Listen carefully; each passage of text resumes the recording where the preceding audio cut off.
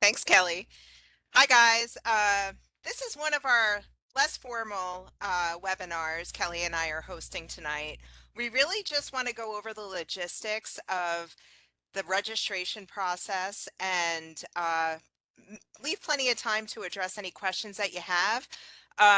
Just general housekeeping, I already typed it, but if you don't mind, please putting questions in the chat because we might answer some of them through the presentation, but we'll also make sure that they're all addressed before we finish. So Kelly's going to get started in just a second with sharing her screen and going through the process of how to create a schedule.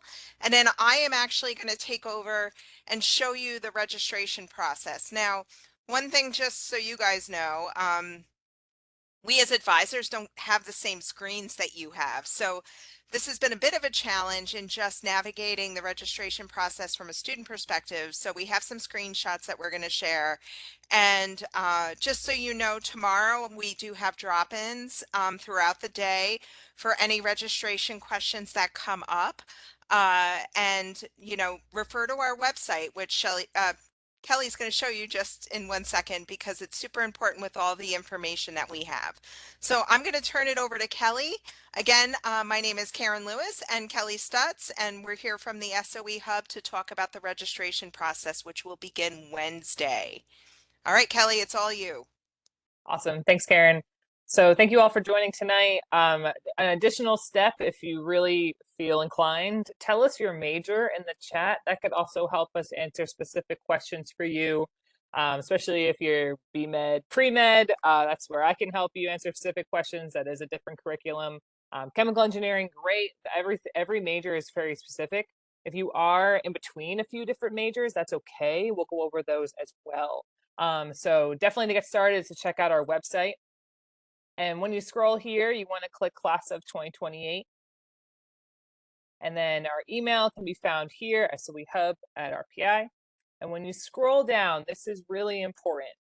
This is where you can find the days and times for drop-ins, which we're hosting tomorrow. There are pending changes if we feel to add more, so definitely keep an eye on this. The drop-in link is only live during those times. So a lot of students are saying, did I run out of space, or did I not have an appointment? No, it's just that it's not live yet. So when you click the link, that's when the form will be live. And then there could be a wait. We anticipate tomorrow being rather busy. So definitely be patient with us. Have your WebEx ready to go.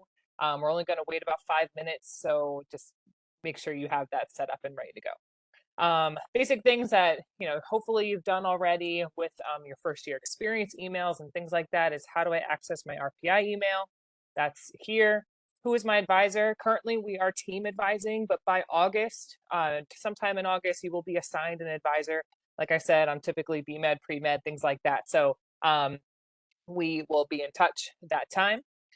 How do I sign up? Like I said, it's only during those designated times on our website, and make sure you have your WebEx ready. How do I log in? You click this link and you'll log in with your RPI credentials. If you have any issues with your RPI credentials, you can let us know. We'll probably have you submit an IT ticket and hopefully they can resolve that for you. That's definitely super important because it has you log into a lot of different things. How do I register, or when?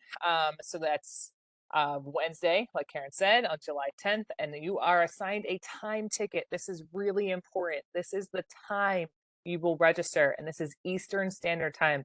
So please keep that in mind. Check your clocks so that ensure you have the most options for when you go into register.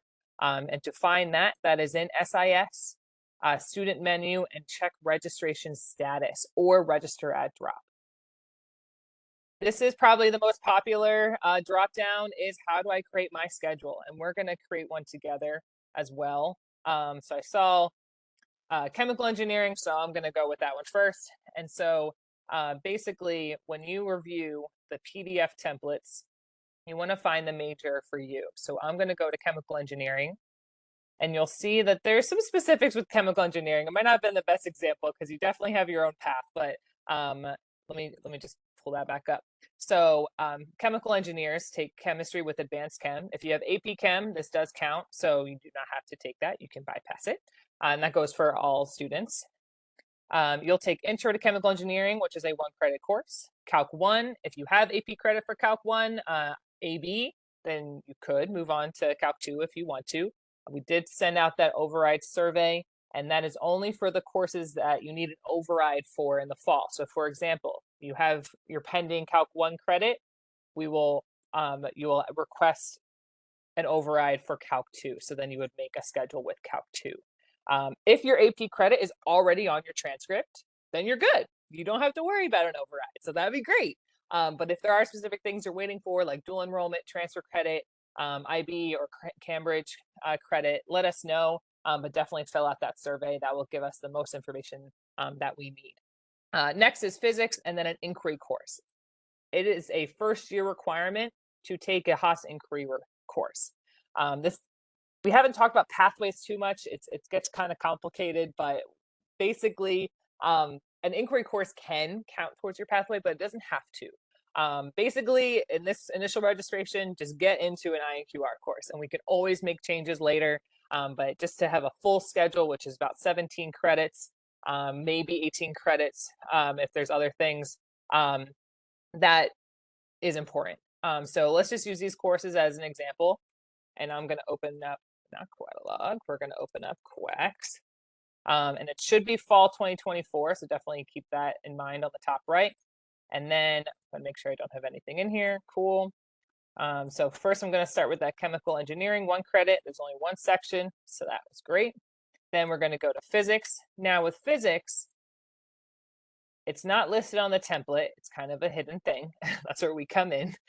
You need physics mentoring. It's kind of attached, so it's a co-requisite with Physics 1. So these must be registered together in the same box. And Karen's going to show you what that registration looks like, or that screen looks like in a little bit. So we're going to highlight both of those. I'm also going to pull up Advanced Chem. Highlight those. Now, inquiry is where you get to choose. Read these descriptions, see what is interesting to you. Some of them, looks like most of them already work with our schedule, which is great.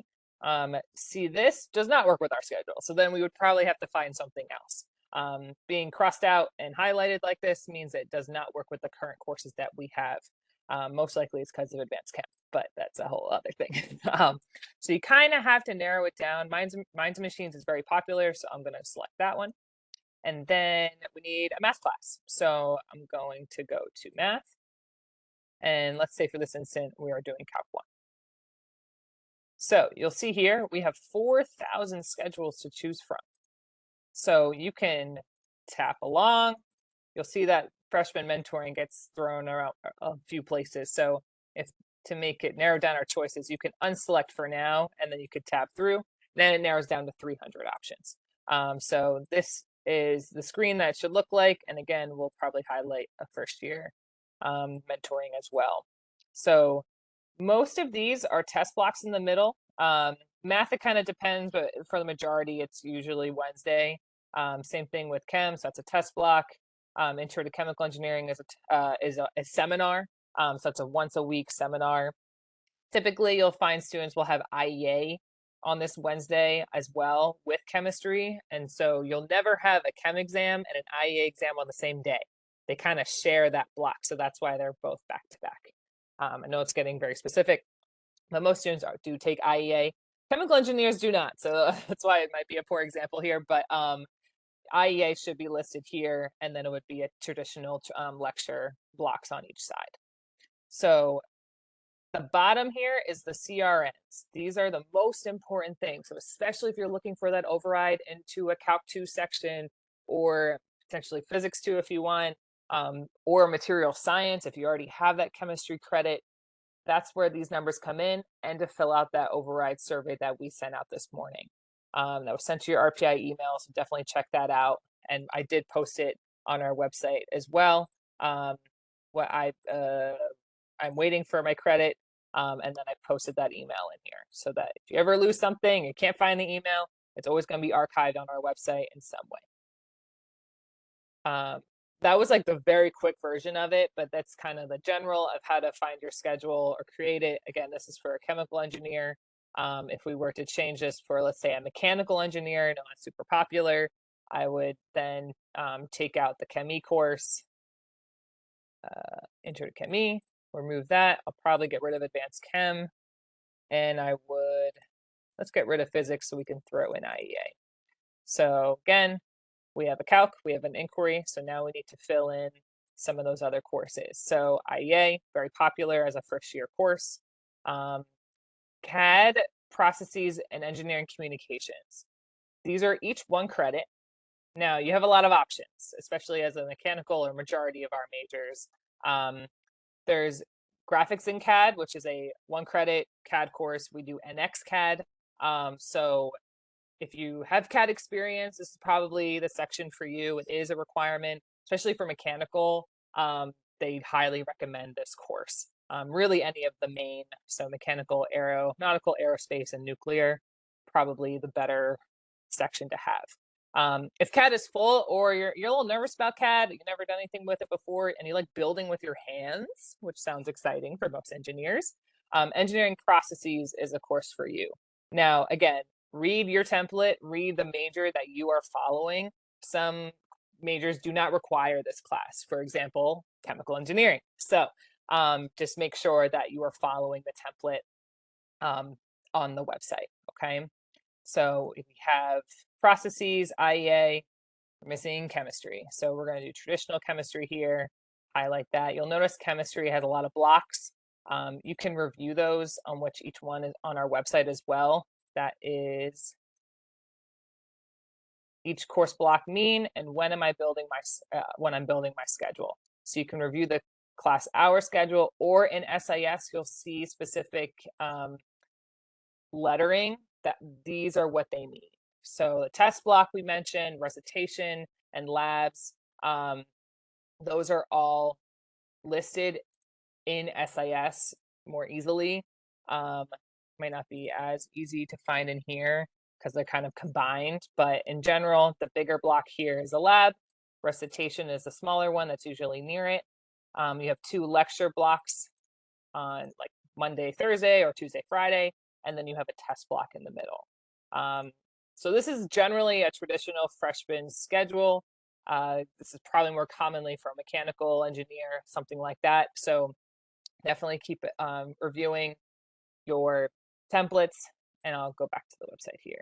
And Karen, if there's any questions that I can answer as they're coming in too, just let me know. And we can also do them at the end. Well, since you're there, Yeah. somebody just asked where they could find the link for Quacks, which is on our website. So maybe Yep. you could show them the specific spot where to find that. Yeah. So basically the FAQ area that Kelly is in is where you're going to find all of your resources. So try to match the question that you have with the FAQ page and you'll likely find your answers. But again, we're here to support you as well. And we will be taking care of all of the other questions as well as we're going through this, because I think, again, you're going to find a lot of the answers will be here. Okay. All right, so are you good with that? And then we'll start talking about the actual registration process. So, Let's do it. So I'll stop okay, sharing my screen and then I'll okay. pass it to Karen. All right, so primarily at this point, you're going to be creating all of those schedules on Quacks. And a couple of things worth noting about Quacks, which we try to repeat because not everybody understands this process and we get a lot of questions during registration. Quacks is just a schedule building tool, which means it helps you build a schedule, but it also is not real time. So during the registration day on July 10th, you're going to have 1,500 students registering for classes. So during that window, things are going to fill up. There's going to be sections of math, there's sections of Haas, and all of these other things that are going to fill up. Quacks might give you information that there's still seats available in certain sections, and that might not be accurate because it's about a 20-minute lag. So going into the following presentation, I'm going to show you how you can actually check in real time if a course section has seats. So we'll talk about that, but those are things important to know about Quacks. It's actually made by our computer science students, so kudos to them because in the old days, we used to have to use grid paper and creating schedules to try to find out courses that didn't, conflict. This does it automatically for you. So it makes things a little bit easier in the process. So right now I'm going to share my screen with you, and we're going to go over the specifics of the registration process. So the first thing that I want to point out to you is SIS. Now, sis.rpi.edu is going to get you to where you need to be. But if you actually look on our RPI info page, you can find a link for SIS as well. The most important thing, I hope everybody has already logged into SIS and has been able to view their time ticket and everything, but this is going to go over every step.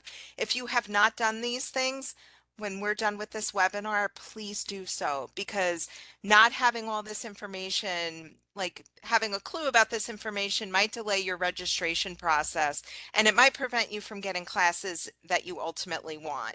So going back, this is your login page. You're going to have to Duo most likely. So on registration morning, make sure you have your authentication process complete so that doesn't hold you up even further.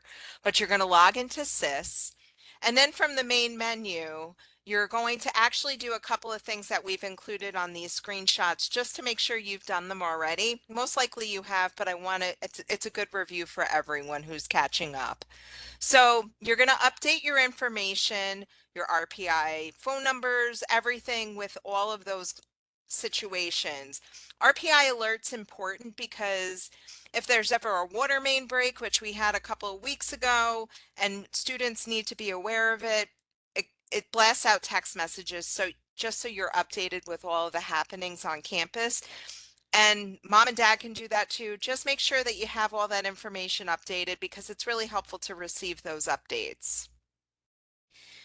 Obviously, put your phone number in because we can't text you without that. Make sure it is your phone number. I believe parents can also do this, but you are more important since you're physically living on campus. You need to have those updates. Okay, so now the big thing about registration is everything is housed in the student menu. Now, as I mentioned, Hub advisors don't have these screens. So a lot of times we're going to be like, oh, it's hovering around the top. This is ultimately what your screen should look like.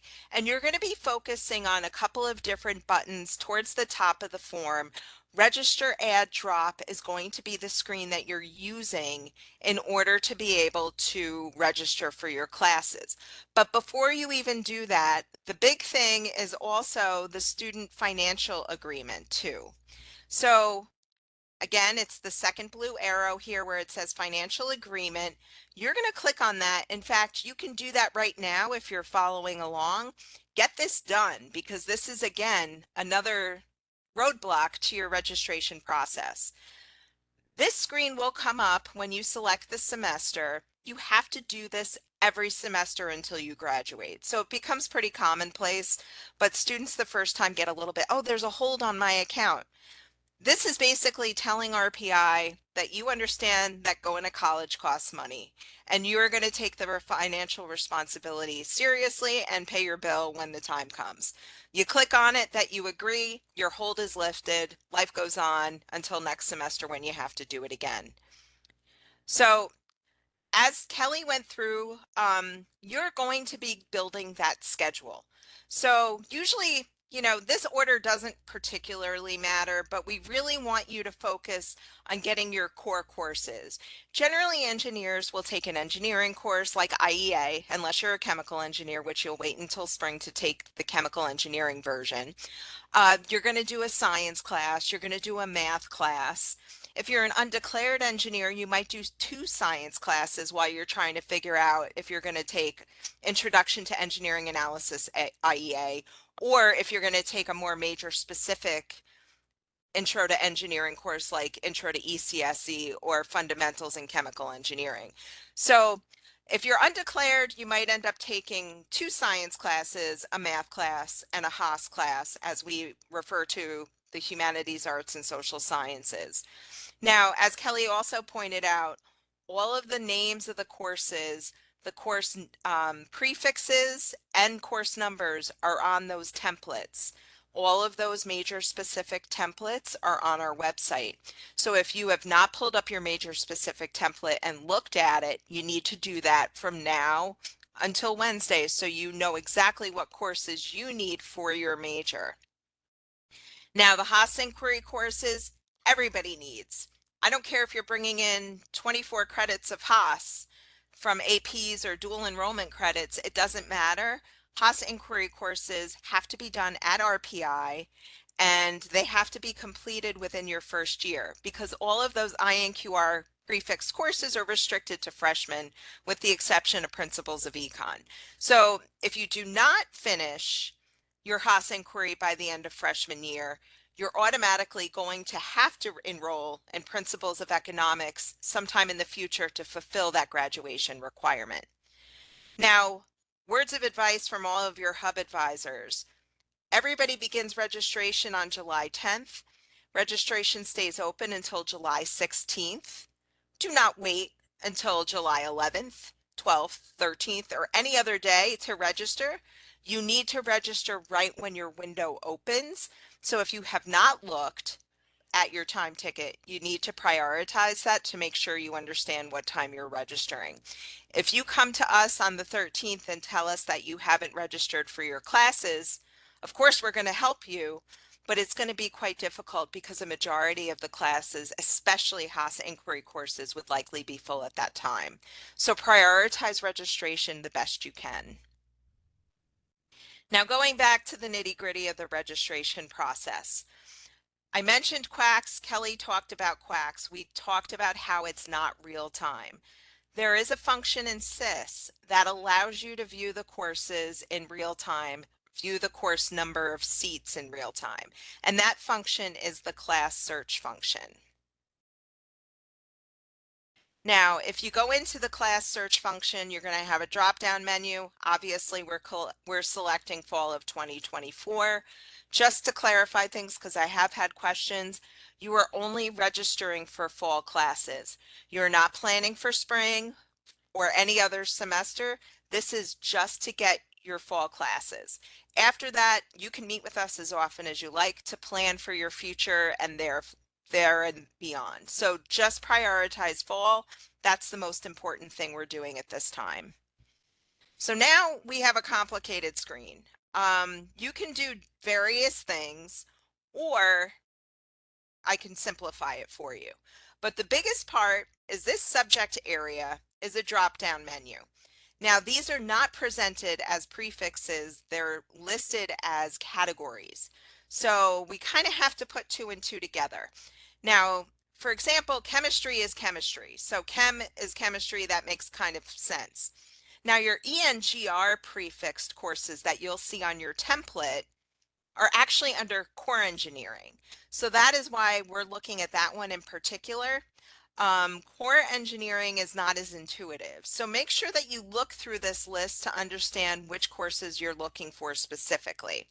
Now, you can stop at step one and just select core engineering and hit section search. What will happen when you do that is all of the courses that are listed with the ENGR core engineering prefix will come up. But you can also specialize that. In this situation, the student put the course number in. This happens to be engineering processes. This is a course that aeros take, that mechanicals take, civils take. There are a few majors that have this option to take this course, so it's a thing.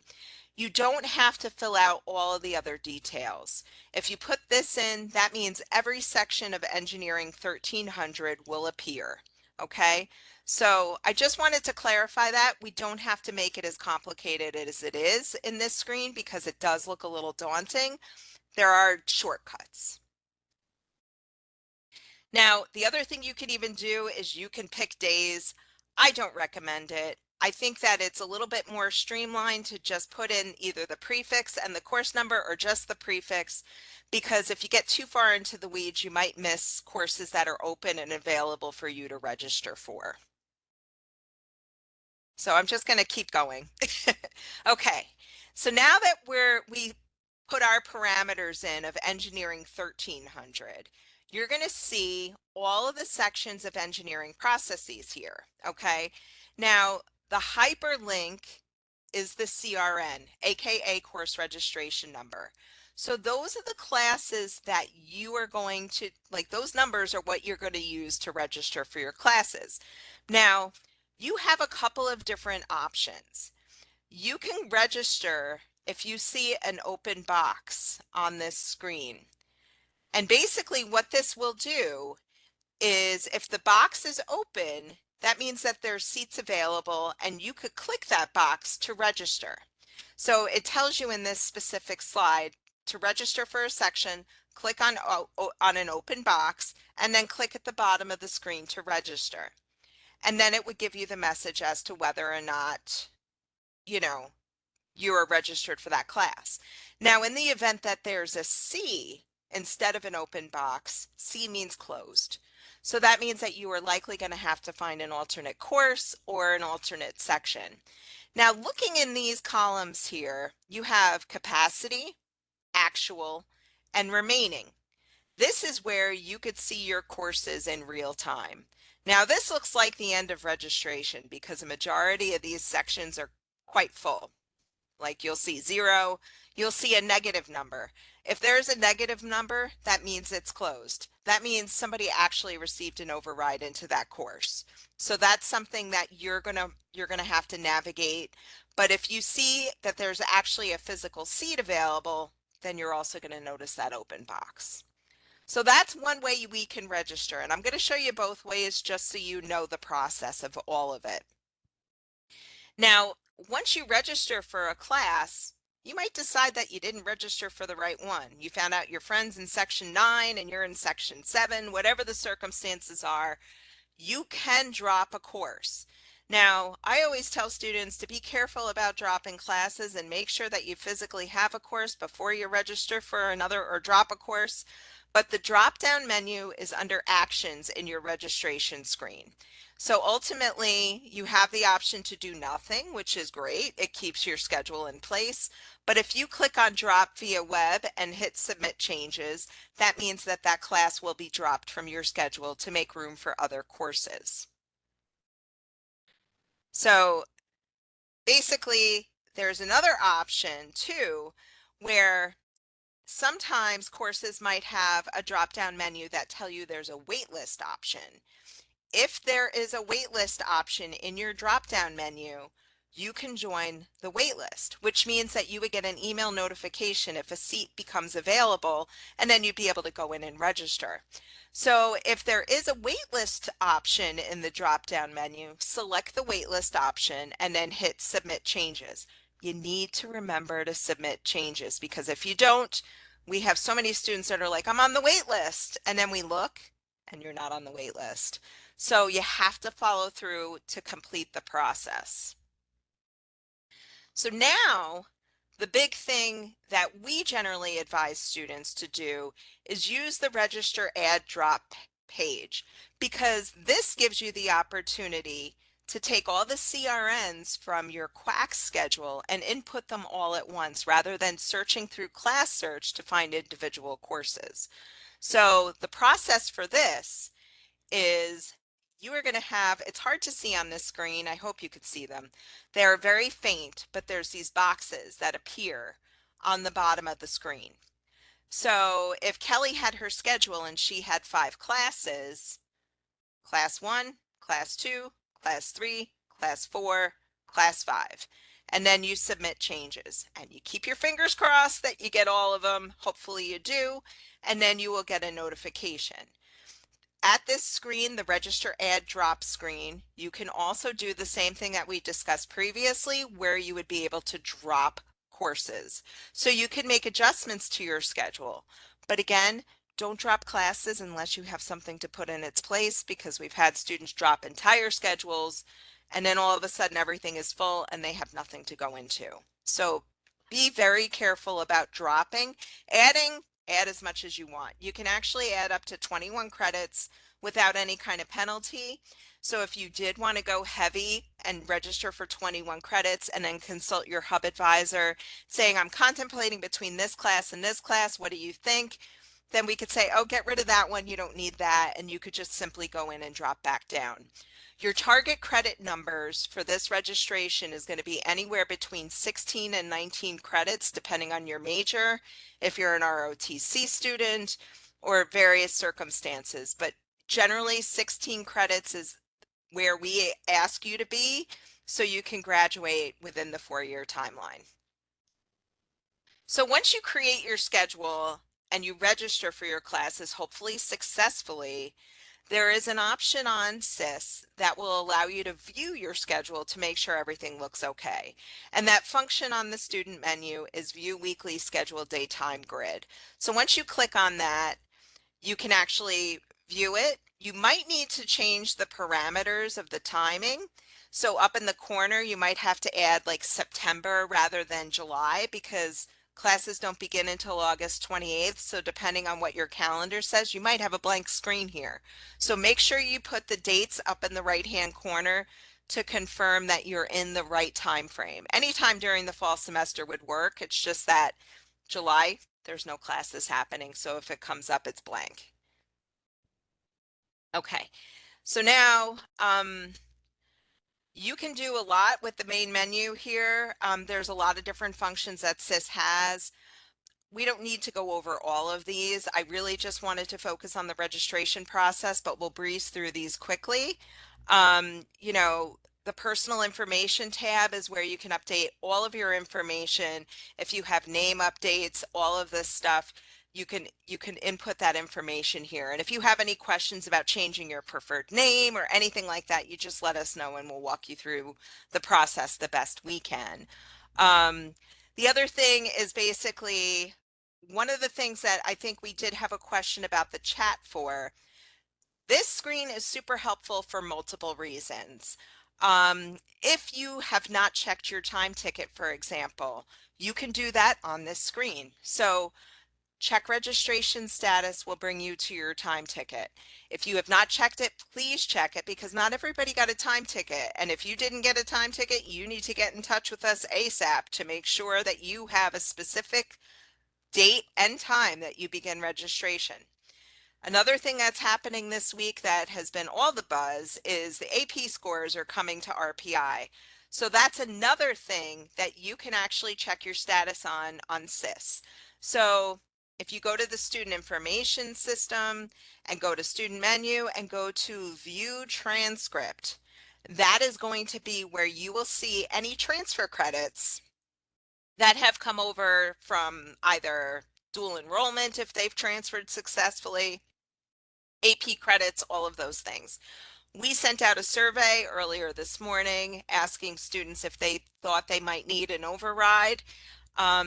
If you view your transcript, Kelly mentioned this earlier, and you see that your AP credits are on your transcript, you do not need to fill out that survey. That means that everything has been transferred successfully to RPI and you're good to go with registering for the following courses like Calc 2 if you had AP credit for Calc 1, for example. But viewing transcript will allow you to see that information. In fact, after you register for your fall schedule, if you didn't look at the View Weekly Schedule Day Time Grid and you actually pulled up your transcript, the courses that you registered for will also appear on your transcript as pending courses for the fall semester. So that's another thing that you can do as well. So again, more information here. We're getting a little bit ahead of ourselves, but if you ever needed a transcript, you want to view grades. I know we don't have any yet, but this is where you're going to go for all of that information. So it's just really helpful for you to understand that this is going to be a platform that you use quite regularly. Now, we have talked about pathway concentrations for humanities, arts, and social sciences. Again, another place, student menu, you're going to be declaring your pathway before the end of this year. So we're going to be talking about this a lot. So when we say SIS student menu, this is your resource here. And we're getting really ahead, but you actually apply to graduate on this screen. So I know it sounds really far away, but this is going to happen for you before you even know it. And you're going to be like, oh, I already looked at that button 20 million times because I'm on here all the time. All right. So students have to do your Haas pathway. Again, as I mentioned, student menu. So make sure you prioritize that before the end of freshman year. We will talk to you about that in quite extensive detail and to the point that your ears bleed. So don't worry about it. You will hear enough about that to understand the requirements. And again, there's a drop down menu for pretty much everything. So again, I don't really want to focus too much on that. I really do want to prioritize answering some of the questions. I know Kelly's been kind of working in the background.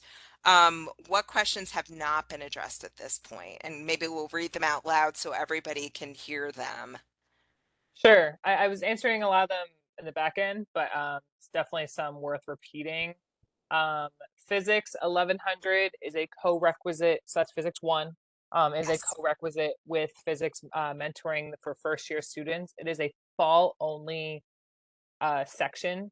So that's why if Right. you're nervous about physics or something like that, we definitely recommend taking it in the fall. Again, depending on your major, some majors it works best to take intro to engineering analysis first. Those are the two we kind of work interchangeably depending on your major.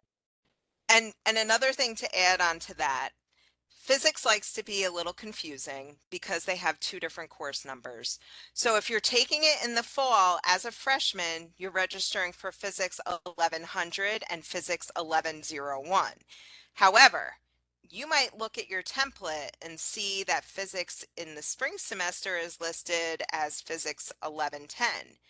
So they are the same course, but in the fall, they have the mentoring section, and that's why it's a different course number. So in the event that you are moving things around and you decide, even though Physics 1110 is on your template, and you want to take physics this fall for whatever reason, whether it's AP credits or just the way that you're prioritizing things, you will need to switch that course number to 1100 and 1101. So ask us if you have questions, but registering for 1110 is not a freshman course. It's not good for you to do that this fall. It's going to be 1100. Okay. Cool. And how do I find out if my high school transcript is received? Student menu insists, view transcript, your high school your high school transcript won't show up in your student transcript. Usually they reach out to let you know if you haven't sent your transcript. I think you can actually confirm that with admissions as well, but um, I wouldn't worry too much. They get in touch with you if you haven't given them the information. So I wouldn't worry entirely about that. Um, what is the specifics about enrolling in physics 2? There was a couple of steps that confused me as you showed us. It was the physics mentoring piece. Oh, So okay. we answered that. It's good. Okay, so again, register for physics 1101 with 1100. Uh, Yes. Correct. Yeah. Um, Co-requisites. So they actually have to be done at the same time. So if you're entering boxes, make sure you have a box for physics 1100 and a box for physics 1101. And where can you find the link for Quacks? It's on our website. Bookmark our website. It's literally everything you need as far as academics is concerned. And we update it regularly. So it's something that's live and something that's super helpful.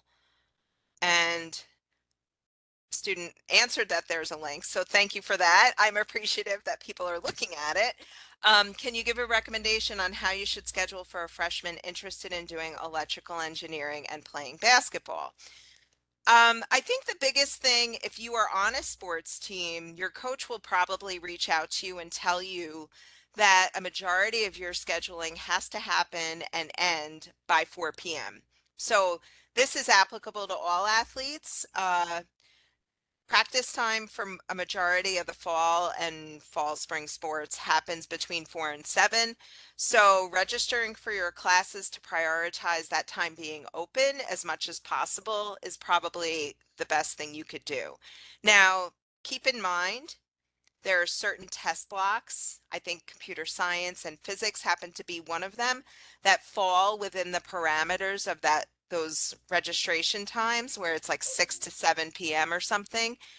you have to take physics. So you just tell your coach you have a test block, and then you would generally give them the dates of those scheduled exams so they're aware that you're not going to be at practice on like the 3 dates in this semester. So just a heads up on that. Um, if you place out of Physics 1 with AP, can you take Physics 2 as a freshman? Yes, but with some caveats to that. Physics 2 requires Calculus 2 as a co-requisite. So if you have Physics 1 AP credit, you can jump into Physics 2 if you have Calc 1 credit as well. If you don't, then you're just going to have to wait and take physics alongside your Calculus 2 course. So you don't have to prioritize Physics 2, and if you have a problem deciding what you would take in its place, just reach out to us. We're happy to help with that process. Okay, so what exactly are the virtual drop-in sessions for? Can I use that time for a counselor to look at my schedule I made in Quacks? That's what they're for. Yay! It's you and me, or you and Kelly, or another hub advisor, just answering questions one-on-one. If you have a specific situation you might not feel comfortable about, putting in the chat, which we really encourage you to do, and everybody has been doing a great job with that. Use our engineering chat because we get back to you pretty quick. But if you do have questions or want a personal perspective on something, the drop-in sessions are exactly for that. We're not looking for study abroad planning. We're not looking for minors and future planning that goes out years in advance. These are quick 5-10 minute meetings where we're going to prioritize the questions relating to your registration. So keep that in mind when you do a drop-in session, because generally we have 50 students that sign up right off the bat and there's only 5 of us, and we try to navigate those very quickly to prevent your waiting time. Okay, where are we here? I was looking at Quacks for the Chem 1100 classes, but it's showing that all the classes are full. Um, I asked for the are, specific sections because I see plenty of seats in chem. yeah. Make sure it's chem 1100. Chemies will take 1110, but there are specific chem sections that are not meant for us. So definitely 1100 is the section that you're looking for. Let me show something quick too, because we might have glossed over it and I can't remember if we showed you, but the big things about Quacks, um, if you're in this, you want to make sure that it actually says fall of 2024, because if you're looking at a previous semester, which they're all listed here, it is likely that chemistry would be full. So if we look at the schedule and we go to the main menu, which is that orange button, and look at chemistry, none of the classes are full. So just double check what you're looking at. And if you still have issues, let us know so we can help you. But I'm thinking it might not be the right semester if I had to guess what your concern might be. Um, How do I find out my time slot is for course registration? Student menu on SIS. Check registration status button. Do it now. Make sure you have one. If you don't, get in touch with us, soehub@rpi.edu, or even message us directly in WebEx. That is something that is super important to make sure that you have all situated. Okay. The next one I see that we haven't fully answered. MR is Monday, Thursday. TF is Tuesday, Friday.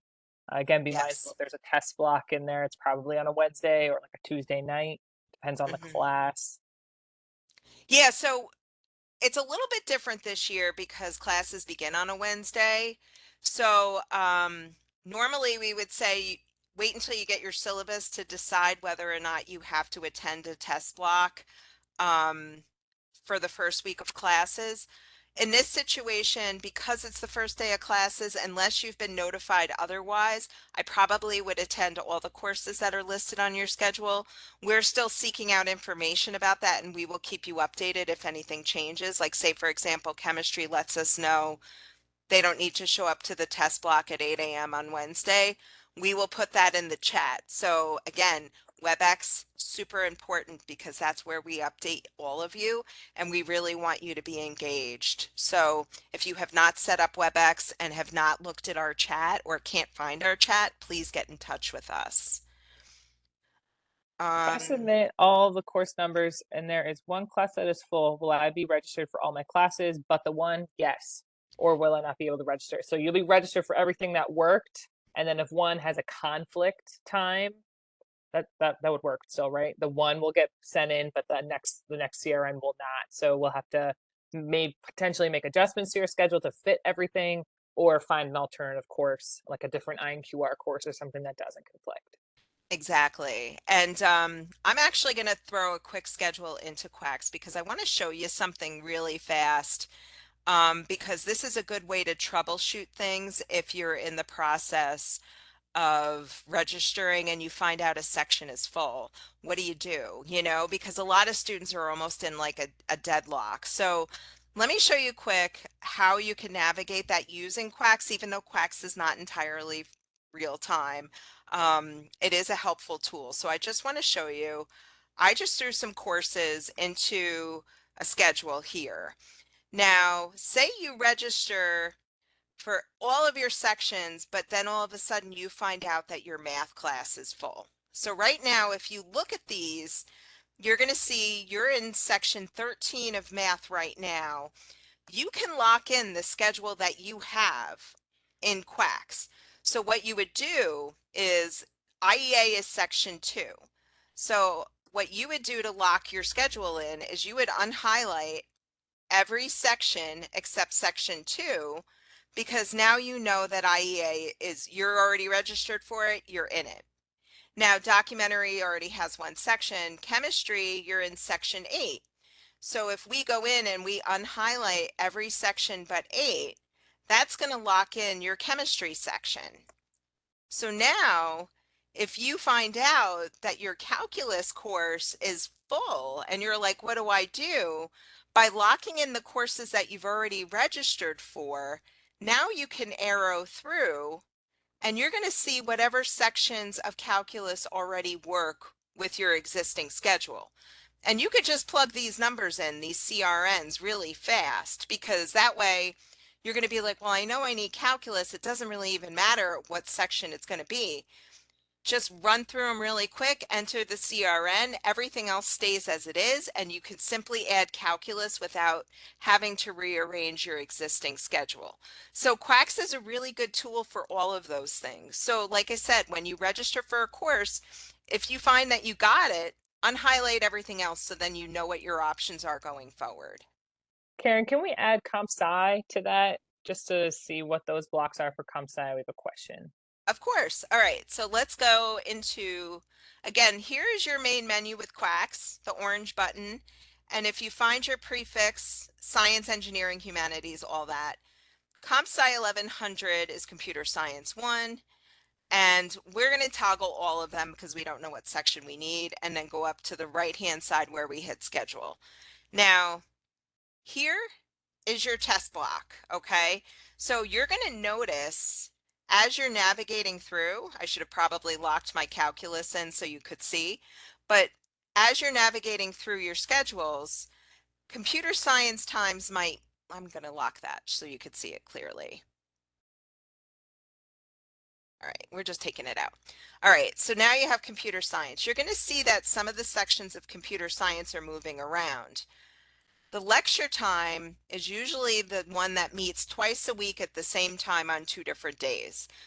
The test block doesn't move because everybody in computer science is going to take the test at the same time. So that's why you can kind of discover what is a test block for that particular reason. Now, what was the question specifically, Kelly?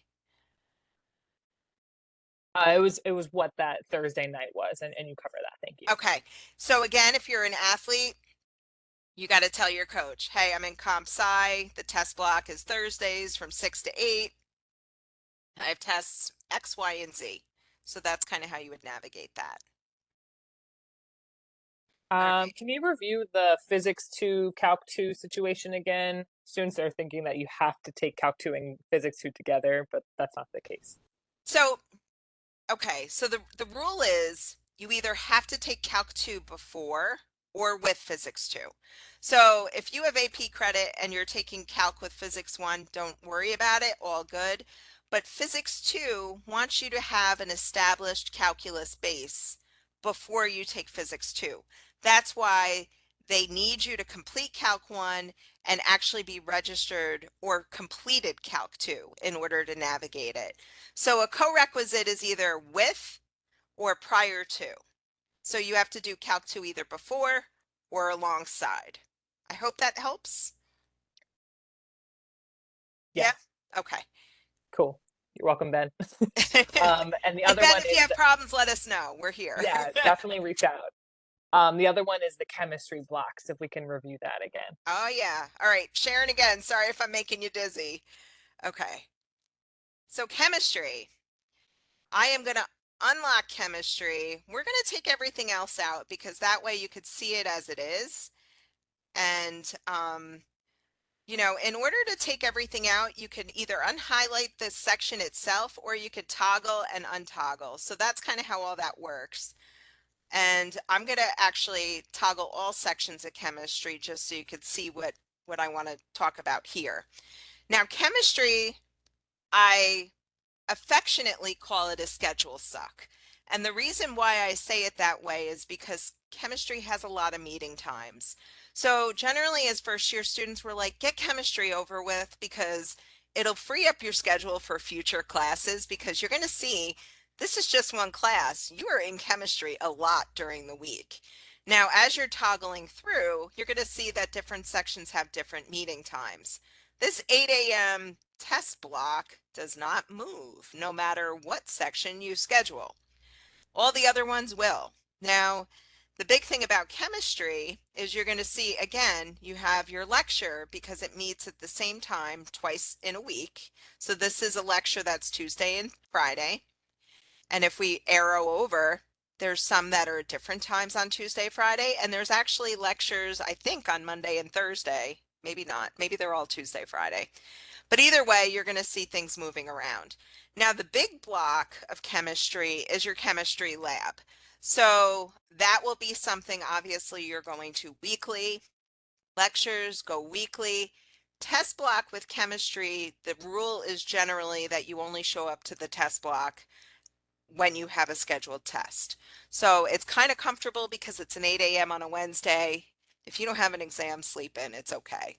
Um, this skinny one right here that usually butts up against the lab in most circumstances is called a recitation. Now, a recitation is kind of a fluid term for saying it's pretty much a catch-all for a lot of different things. A lot of students tell us that it's hosted by a TA. They might go over homework. You might have a quiz. There's a lot of different things that might happen in a recitation for different courses, and different courses offer recitations. So make sure you treat that like any other class because that might actually have an exam, like a quiz that you would be graded on. So prioritize going to those. But that's kind of what it looks like. Um, I hope that helps. Yeah, I hope if it didn't, let us know. Yeah. Um, we have another question about Civil CAD. I know that's your Okay. specialty, so I want you to answer it. Okay. Um, is there ever concern with the seat numbers getting into the course, or can every civil get into that class? Generally, every civil can get into that class. If you have an issue, you let me know because that's a major specific class that they're willing to override students into. And, you know, if you don't end up getting into it, you do have an alternative, which is the regular CAD. I actually prefer civils and environmental engineers take the civil CAD because it's more of an AutoCAD rather than the NX program that the mechanicals take. If you can't get into it in fall of freshman year, it's offered again in fall of sophomore year. There's plenty of time. You're not going to need it for any classwork until junior year. So don't worry about it too much. But if you do want to prioritize taking it this fall and it's full, you just let me know. Next question, are test blocks always on Wednesdays? We kind of talked about it a little bit, but Not always, but it seems like it's a pattern. Like chemistry and IEA, we are seeing that. Some math sections as well. Um, but comp sci was Thursday night. So, or in physics is probably Tuesday night, it typically is. So it really depends on the course. But if you review NSYS and you'll see next to it, it'll have a code. TES means a test block. So that's how you know it's a test block. Yeah. Yeah, and Wednesdays are kind of a weird day because a lot of students will find that they might not even have classes on Wednesday unless they have an exam. And that works out well. It's a nice way to break up the week.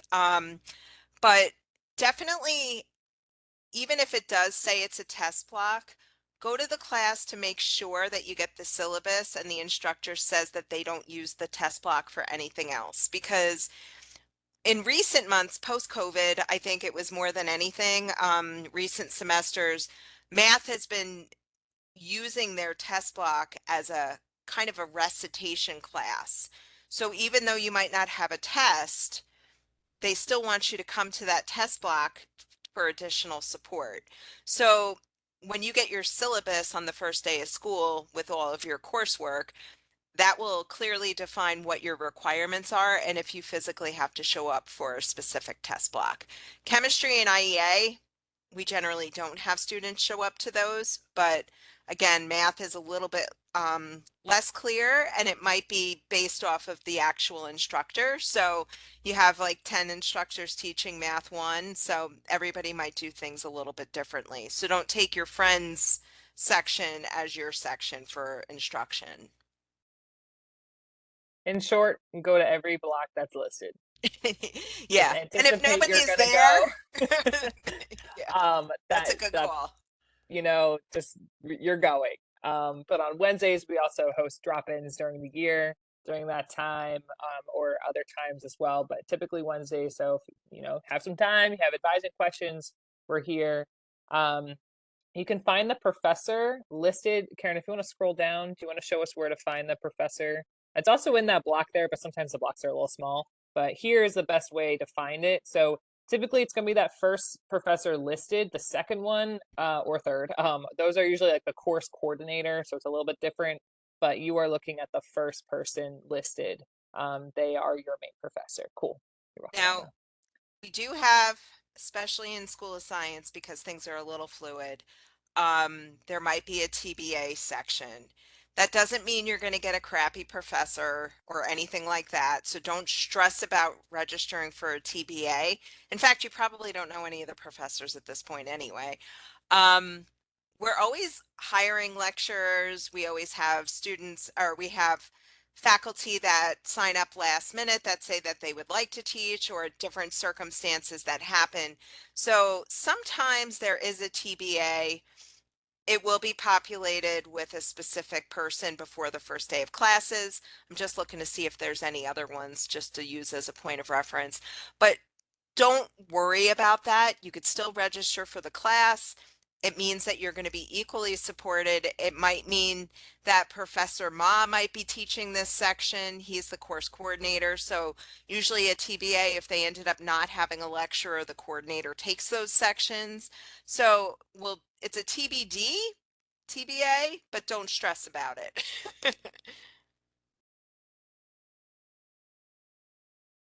Nice.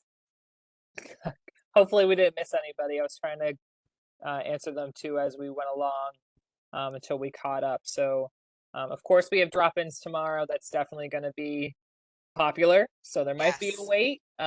If I know a lot of us, you all have jobs and things like that. So if there are specific questions, you can also WebEx chat us.